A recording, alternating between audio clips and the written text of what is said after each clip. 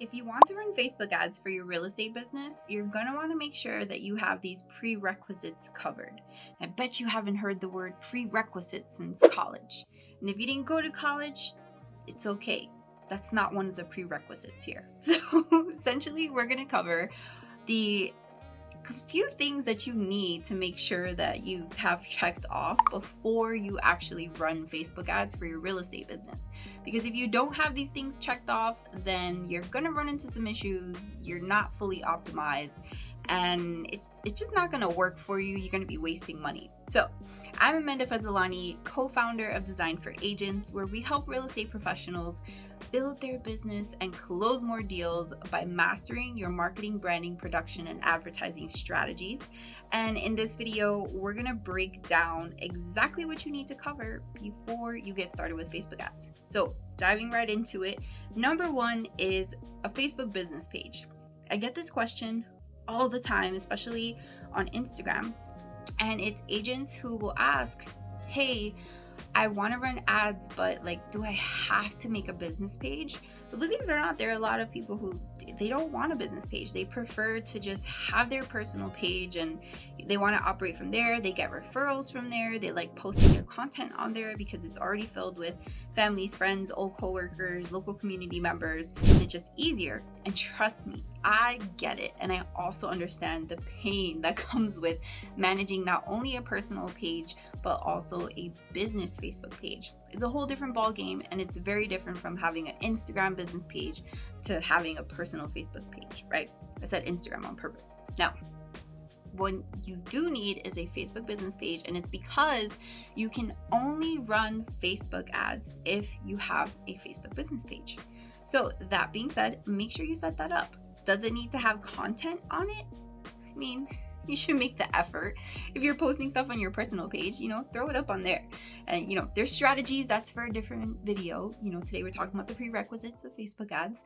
But, that being said, gotta check that off. Number two is a Facebook ads account. Now, if you have a Facebook business page and you feel like you have been running Facebook ads successfully, but you don't have a Facebook ads account that has a Facebook ads manager, you haven't been running them successfully, at least not as successfully as you could be. So you want to make sure that you actually set up your Facebook ads account and it has an ads manager, it has a business manager account attached to it, and you kind of did all of that in a legit way. Make sure you're subscribed to this channel because I am going to post a video where I break down how to actually do that step by step and share my screen. Number three is that you want to make sure that you have a website that you can send traffic to, right? Because we're going to be running these ads, and whether you're trying to generate leads or trying to build brand, you need something for them to click through to. And yes, you can get away with getting leads to just sign up through Facebook, but that has its pros and cons. I'll cover that in a different video on another day, but you want to make sure that you have a website that has properties flowing through to it from your local MLS, right? So it's set up with IDX and you're good to go as far as your website. You can, tell it to collect name, email, and phone number from people who visit and search through the properties. And pro tip, you do not want to be using your homepage. And I know a lot of agents will build their real estate website or pay a company to build their real estate website. And we obsess over the homepage. We're like, the homepage has to be perfect. It's the first thing that they see. And the truth is, it's not the first thing that they see. I'm telling you, if you're running Facebook ads, don't send them to your homepage. It is not built for converting, all right? We are in the business of running Facebook ads literally just for Design for Agents alone, not real estate. Okay, we're spending upwards of $23,000 a month on Facebook ads. Now, I'm not saying that so that it's like, oh, I'm some Facebook ads guru, but I'm letting you know that we've had some trial and error. We know what works, what doesn't, and we have run close to that budget for real estate, especially when we were closing deals in New York. We've since moved to North Carolina. That's a story for another day. But you want to make sure that you are not sending people to your homepage, right? Don't stress the homepage. You want to make sure you're sending them to a landing page, and I will make a video on that as well. A lot of videos are coming from this particular video. So number 4 is your offer, right? So you want to make sure that before you dive into Facebook ads, you are actually sitting down, taking a moment to say, all right, I got my pre-stuff set up of like, for me to actually run the ads. Now, what type of ads am I going to run, right? You want to have a game plan. And part of that game plan is coming up with an offer.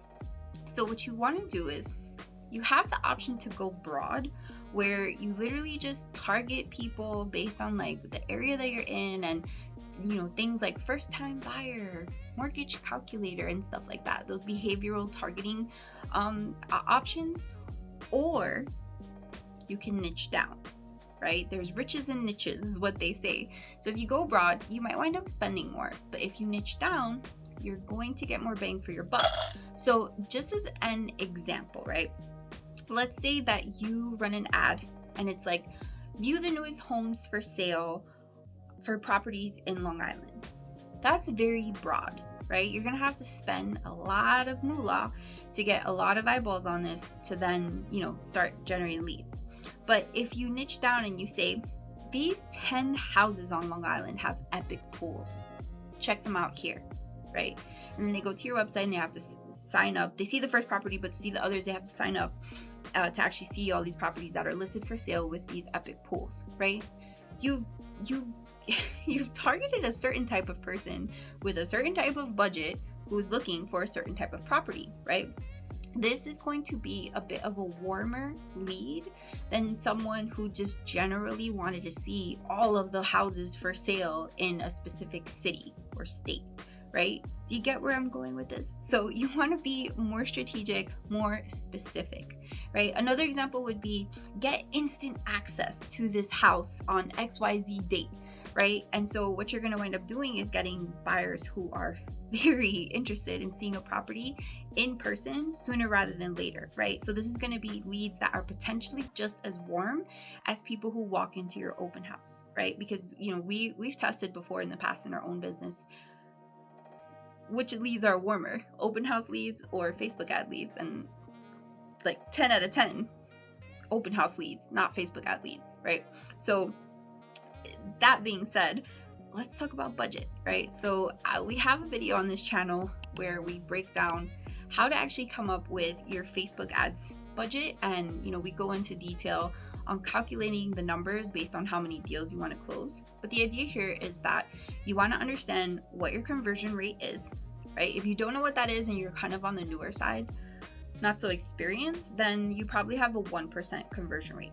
If you're on the more experienced side and you notice that every time I talk to a buyer or seller, have an appointment, I convert them and they become a client, maybe you're closer to 4 or 5%, right? But you have to figure out what that is. You should be keeping track of how many appointments you're setting versus how many you're actually closing. You should be keeping track of how many phone calls you're making, all of these different things. If you don't know how to track these metrics and you're interested in having a literal roadmap for your real estate business, click the link below in the description. We have a business plan for real estate agents that literally will walk you through an entire year in your business, exactly what you need to be doing day in and day out.